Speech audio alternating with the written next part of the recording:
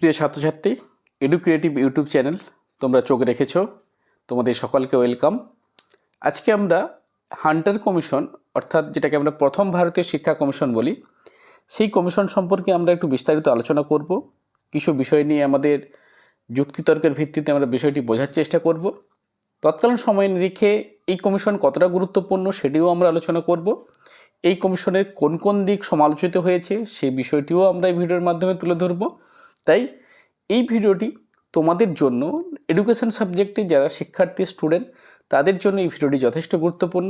মনোযোগ সহকারে দেখো। যদি কোনো সমস্যা থাকে, যদি কোনো জিজ্ঞাসা থাকে, তোমরা অবশ্যই কমেন্ট করতে পারো, আমি তার উত্তর দেওয়ার চেষ্টা করব।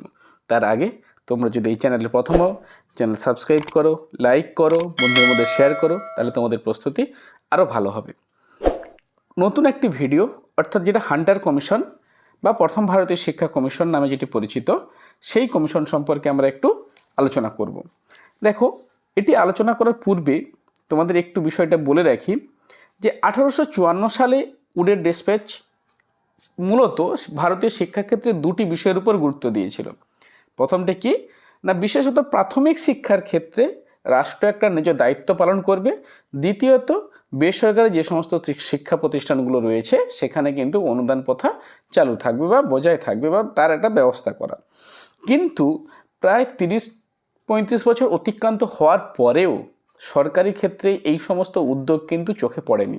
ফলস্বরূপ কী হয়েছে, মিশনারিদের সরকারি নীতির সঙ্গে একটা সরাসরি সংঘর্ষ শুরু হয়ে গিয়েছে।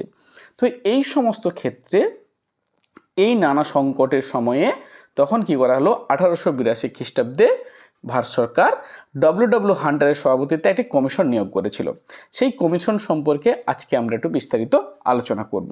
দেখো, 1882 সালে ডব্লিউ হান্টারের সভাপতিত্বে একটি কমিশন নিয়োগ করেছিল। 1854 সালের উডের ডিসপ্যাচ থেকে দেশের শিক্ষাগতির অগ্রগতি পর্যালোচনা করার জন্য এই কমিশন নিয়োগ করা হয়েছিল। 1888 সালের 3রা ফেব্রুয়ারি লর্ড রিপন ভারতীয় শিক্ষা কমিশন নিযুক্ত করেন। হান্টার কমিশনের সুপারিশগুলি ছিল তো মূলত প্রাথমিক ও মাধ্যমিক শিক্ষাকে কেন্দ্র করে। কমিশনের সদস্য অর্থাৎ এই কমিশনে কারা কারা ছিলেন সে বিষয়ে আমরা একটু জেনে নেব। কমিশনে 20 জন সদস্য ছিল, যার মধ্যে 7 জন ভারতীয়, যথা সৈয়দ মাহমুদ, কে.টি. তাইলাং, আনন্দ মোহন বোস, পি. রঙ্গানন্দ মুদালিয়ার, হাজি গুলাম, মহারাজা জিতেন্দ্র মোহন ঠাকুর এবং ভূদেব মুখার্জি। বলছে ডক্টর মিলার এই কমিশনে খ্রিস্টান মিশনারিদের প্রতিনিধি ছিলেন। B L. Rice, director of public instruction, মহীশূরে এই কমিশনের সচিব ছিলেন। তৎকালীন ভাইসরয়ের নির্বাহী পরিষদের সদস্য উইলিয়াম হান্টার এর সভাপতি বা চেয়ারম্যান ছিলেন। তাই এই কমিশন হান্টার কমিশন নামে পরিচিত। এই কমিশনের রিপোর্ট কি কি রয়েছে, কোন কোন বিষয়ে কমিশন বিস্তারিতভাবে আলোচনা করছে সেটা আমরা এবার একটু দেখব। তাই কমিশন বিশেষ করে উডের ডিসপ্যাচ সংক্রান্ত সরকারের পূর্ববর্তী নথিগুলি প্রথমে পরীক্ষা করে। এরপর কমিশনের সদস্যরা 7 মাস দেশের বিভিন্ন স্থানে সফর করেন এবং সমসাময়িক শিক্ষা ব্যবস্থার ব্যাপক অধ্যয়ন করেন। পরের পয়েন্ট হচ্ছে শিক্ষার বিভিন্ন দিক নিয়ে বিশেষ আলোচনার পর কমিশন তার প্রতিবেদন তৈরি করে এবং 1883 সালে সরকারের কাছে তার রিপোর্ট পেশ করে। এই প্রতিবেদনটি প্রায় 770 পৃষ্ঠার একটি বিস্তৃত দলিল, যেখানে সমসাময়িক ভারতীয় শিক্ষার একটি বিশেষ দিক সম্পর্কে পূর্ণাঙ্গ আলোচনা বা সুপারিশ করা হয়েছে। হান্টার কমিশন 1882 এর কী কী সুপারিশ ছিল এবার আমরা বিষয়টি দেখব। কমিশন মূলত 1854 সালে উডের ডিসপ্যাচে ঘোষিত শিক্ষানীতির বাস্তবায়ন, ফলাফল অধ্যয়ন করার জন্য, ভারতের শিক্ষার বর্তমান অবস্থা অধ্যয়ন করার জন্য এবং এর সংস্কার এবং অগ্রগতির উপায় খুঁজে বের করার জন্য নিযুক্ত করা হয়েছিল। কিন্তু এই কমিশন সমসাময়িক ভারতীয় শিক্ষাব্যবস্থাকে সম্পূর্ণভাবে অধ্যয়ন করে এবং শিক্ষার প্রতিটি দিক সম্পর্কে পরামর্শ দিয়েছিল। কম বেশি কমিশন উডের ডিসপ্যাচ 1854 শিক্ষানীতি যে ঘোষিত করা হয়েছিল বা যে ঘোষণা করা হয়েছিল সেটাকে কিন্তু পরোক্ষভাবে সমর্থন করেছিল। তবে এই নীতি সততার সঙ্গে বাস্তবায়িত হয়নি বলে এই মন্তব্যও কিন্তু হান্টার কমিশন করেছিল। অর্থাৎ কি না, সময়কালের নিরিখে উডের ডিসপ্যাচের যে সমস্ত সুপারিশ, যে সিদ্ধান্ত, সেটা কিন্তু আমাদের ক্ষেত্রে যথেষ্ট যুগোপযোগী ছিল, কিন্তু সততার সঙ্গে নীতির সঙ্গে এর মন্তব্যগুলো বাস্তবায়িত হয়নি বা তার জন্য সরকারি সঠিক পদক্ষেপ গ্রহণ করা হয়নি, এই মন্তব্যটিও কিন্তু হান্টার কমিশন করেছিল। এরপরে কি বলছে, একই সঙ্গে এই নীতিমালা পরিবর্তনের জন্য কিছু পরামর্শ দিয়েছে। এর দুটি পরামর্শ সবথেকে গুরুত্বপূর্ণ ছিল কি, এক, সরকারকে প্রাথমিক শিক্ষার দায়িত্ব স্থানীয় সংস্থা যেমন পৌরসভা বোর্ড বা জেলা বোর্ড, মাধ্যমিক উচ্চশিক্ষার দায়িত্ব বেসরকারি শিক্ষা প্রতিষ্ঠান সংস্থার উপর ছেড়ে দিতে হবে। দুই, কি বলেছে, সরকারকে অনুদানহীন এর ব্যবস্থায় এর উদার নীতি গ্রহণ করতে হবে। অর্থাৎ কি, যেটা ধর্মনিরপেক্ষতা এবং উন্নত শিক্ষা ব্যবস্থা পরিচালনা থাকলে বা ব্যবস্থা থাকলেই তবেই তাকে বেসরকারি ক্ষেত্রে অনুদান দেওয়া হবে। বলছে সেই সমস্ত ক্ষেত্রে একটা উদার নীতি গ্রহণ করার কথা কিন্তু এই কমিশনে বলা রয়েছে। এবার আমরা দেখব কমিশনের বাকি যে বিষয়গুলো রয়েছে সেখানে কমিশন কি বলেছে সেই বিষয়টি সম্পর্কে আমরা একটু আলোচনা করব। দেখো, এখানে প্রাথমিক শিক্ষার বিভিন্ন বিষয়ে কমিশনের প্রধান প্রধান সুপারিশগুলি সেগুলো নিম্নরূপ, সেটা আমরা আলোচনা করব। প্রাথমিক শিক্ষা বিষয়ে ভারতের শিক্ষা কমিশন সুপারিশ: কমিশন প্রাথমিক শিক্ষার বিভিন্ন দিক, শিক্ষানীতি, অর্থায়ন ব্যবস্থা, শিক্ষকদের প্রশিক্ষণ, পাঠ্যক্রম প্রভৃতি বিষয়ে পুঙ্খানুপুঙ্খ অধ্যয়ন করে তাদের পরামর্শ দেন। প্রাথমিক শিক্ষার প্রশাসন ও অর্থ সম্পর্কে কমিশন কি বলেছে সেটা আমরা দেখব। কমিশন প্রাথমিক শিক্ষার প্রশাসন এবং অর্থায়নের দায়িত্ব স্থানীয় সংস্থাগুলির উপরে ন্যস্ত করার পরামর্শ দিয়েছে। আর কি বিতে বলছে, এটি স্পষ্টভাবে বলেছে যে এই স্থানীয় সংস্থাগুলি তাদের অঞ্চলের প্রাথমিক বিদ্যালয় স্থাপন করবে, শিক্ষক নিয়োগ করবে, তাদের বেতন পরিশোধ করবে এবং অন্যান্য সমস্ত খরচ বহন করবে। তাহলে এই সমস্ত ক্ষেত্রে কিন্তু প্রাথমিক শিক্ষার ক্ষেত্রে যদি আমরা দেখি স্থানীয় সংস্থাগুলো তাদের কিন্তু একটা গুরুত্বপূর্ণ ভূমিকার কথা এই হান্টার কমিশনে উল্লেখ করা হয়েছে। পরের পয়েন্ট হচ্ছে প্রাথমিক শিক্ষার অর্থায়নের প্রেক্ষাপট কমিশন পরামর্শ দিয়েছে যে স্থানীয় সংস্থাগুলি প্রাথমিক শিক্ষার জন্য আলাদা তহবিল তৈরি করবে। আর কে? স্থানীয় যে সমস্ত সংস্থাগুলো তারা প্রাথমিক শিক্ষার জন্য আলাদা তহবিল তৈরি করবে। ডিতে আমরা কি দেখতে পাচ্ছি, প্রাদেশিক সরকারগুলি তাদের অনুদান আকারে মোট ব্যয়ের 50% অথবা বা প্রাথমিক শিক্ষার জন্য আলাদা তহবিল গঠন করবে সংগঠনগুলি। অর্থাৎ কি আমরা দেখতে পাচ্ছি যে প্রাদেশিক সরকার তাদের যে অনুদান সেই অনুদানের মোট ব্যয়ের 50% সরকারি ক্ষেত্রে বা প্রাথমিক শিক্ষার জন্য ব্যয় করবে, নতুবা যদি আমরা দেখি যে এই সমস্ত স্থানীয় যে সংগঠনগুলো রয়েছে, যে সংস্থাগুলো রয়েছে তারা কিন্তু এর খরচ বহন করবে। আর কি রয়েছে, প্রাদেশিক সরকারগুলি তাদের মোট অনুদান আকারে তাদের যে অনুদান রয়েছে সে মোট ব্যয়ের 50% বা 30% প্রদান করবে। হয়েছে। এবার প্রাথমিক শিক্ষার লক্ষ্য কি ছিল? এক না, প্রাথমিক শিক্ষার প্রধানত দুটি লক্ষ্যের কথা এখানে বলা হয়েছে। এক কি না, গণশিক্ষার প্রসার আর ব্যবহারিক জীবনের শিক্ষা। গণশিক্ষার প্রসার বলতে কি বলা হয়েছে, অর্থাৎ কি না জনগণের মধ্যে হিউজ পরিমাণে ব্যাপক পরিমাণ মানুষকে আমরা কি করব, একসঙ্গে শিক্ষাদানের ব্যবস্থা করব। আর ব্যবহারিক জীবনের শিক্ষা অর্থাৎ মানুষের জীবনে প্রথাগত শিক্ষার পাশাপাশি জীবনে বেঁচে থাকার জন্য যে শিক্ষাটা ন্যূনতম যে শিক্ষার দরকার সেই শিক্ষার প্রসার ঘটানো বা প্রচার করা, এটি ছিল গিয়ে তৎকালীন সময়ে ভারতবর্ষের শিক্ষার লক্ষ্য হওয়া উচিত। এরপরে প্রাথমিক শিক্ষার পাঠ্যক্রম কী কী রয়েছে সেটা আমরা এবার একটু দেখে নেব। দেখো, প্রাথমিক শিক্ষার যে পাঠ্যক্রমের কথা বলা হয়েছে এখানে বলছে কমিশনের অভিমত প্রাথমিক শিক্ষাকে জীবনের ব্যবহারিক বিষয়ের সঙ্গে সম্পৃক্ত করতে হবে। এই পরিপ্রেক্ষিতে তিনি পরামর্শ দিয়েছেন প্রাথমিক শিক্ষার পাঠ্যক্রম হবে শর্ত অনুযায়ী হতে হবে। প্রাদেশিক ভাষার শিক্ষা, প্রদেশের আদর্শ বা আদর্শের শিষ্টাচার ও আচার আচরণ এতে অন্তর্ভুক্ত হবে। আর কি প্রতিটি প্রদেশে প্রাথমিক শিক্ষার পাঠ্যক্রমে সাধারণত গণিত, বই রাখা, সাধারণ বিজ্ঞান, স্বাস্থ্য ও স্বাস্থ্যবিধির সাধারণ জ্ঞান বাধ্যতামূলকভাবে অন্তর্ভুক্ত করতে হবে। আর কি বলা হচ্ছে, স্থানীয় চাহিদার কথা মাথায় রেখে নিম্নোক্ত দক্ষতার একটি সাধারণ শিক্ষা যেটা কৃষি, পশুপালন, চরকা, বয়ন ইত্যাদি প্রদান করতে হবে। প্রাথমিক শিক্ষার মাধ্যম হিসাবে কি বলা হয়েছে না, কমিশন পরামর্শ দিয়েছে যে প্রাথমিক শিক্ষার মাধ্যম হচ্ছে প্রাদেশিক ভাষা, এটি তাদের সরকারকে এই ভাষাগুলি বিকাশের জন্য প্রচেষ্টা করার পরামর্শ দেবে। অর্থাৎ কি প্রাদেশিক ভাষা বা যেটাকে আমরা বলতে পারি আঞ্চলিক ভাষা বা মাতৃভাষা কিন্তু কি বলা হয়েছে, প্রাথমিক শিক্ষার মাধ্যমের কথা বলা রয়েছে।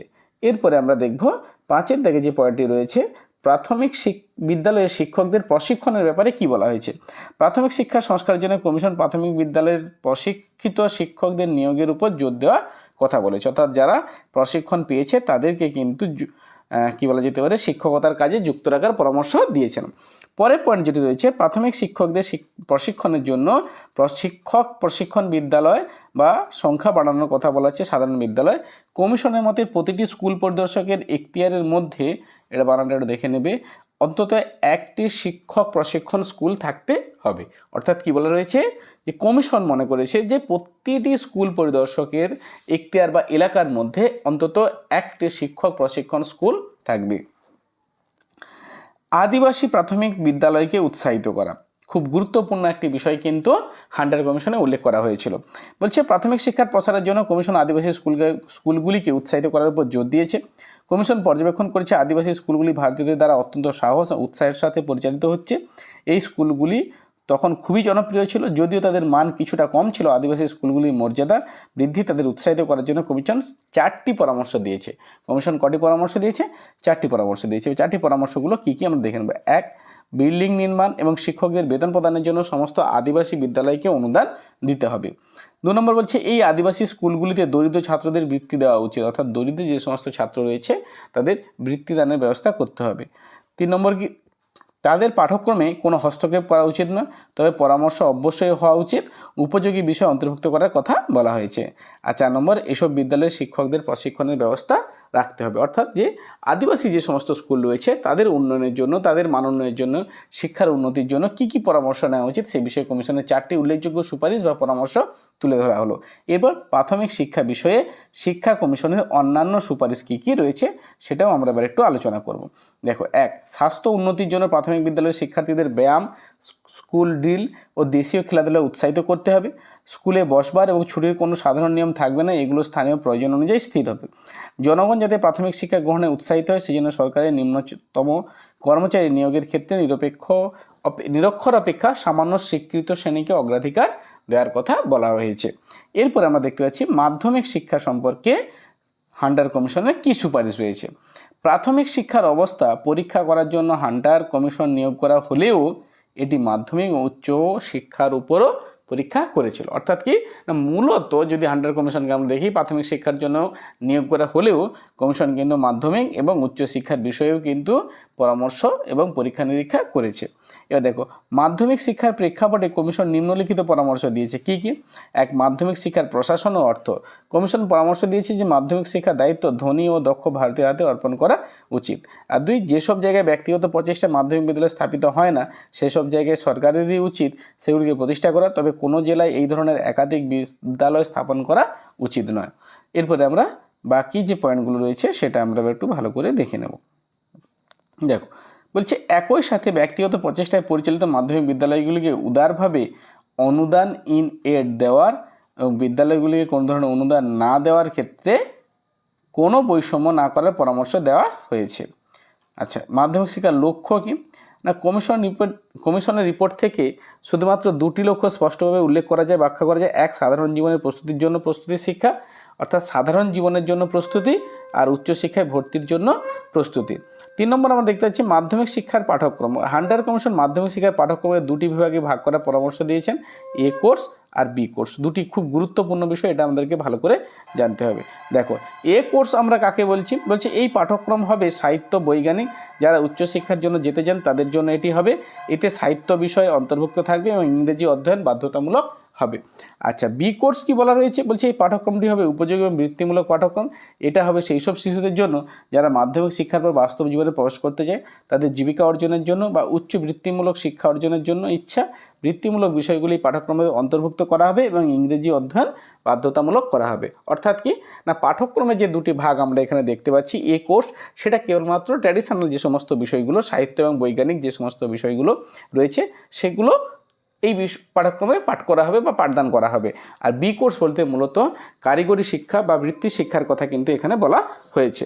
এরপরে আমরা মাধ্যমিক শিক্ষার মাধ্যম সম্পর্কে কী বলা যায় সেটা আমরা জানব। এই কমিশন মাধ্যমিক শিক্ষার মাধ্যম সম্পর্কে কোনো পরামর্শ দেয়নি। এর অর্থ হলো কমিশন উডের ডেসপ্যাচ অনুযায়ী ইংরেজিকেই শিক্ষার মাধ্যম হিসেবে সমর্থন করেছেন। মাধ্যমিক শিক্ষার বিদ্যালয়ে শিক্ষকদের প্রশিক্ষণের ব্যাপারে কমিশন কি বলেছে সেটা আমরা দেখব। মাধ্যমিক শিক্ষার মান বাড়াতে কমিশন মাধ্যমিক বিদ্যালয়গুলিতে প্রশিক্ষিত শিক্ষকের উপর জোর দিয়েছেন। প্রশিক্ষিত শিক্ষকদের চাহিদা পূরণে শিক্ষক প্রশিক্ষণ কলেজ স্থাপনের পরামর্শও কিন্তু হান্টার কমিশনে দেওয়া হয়েছে।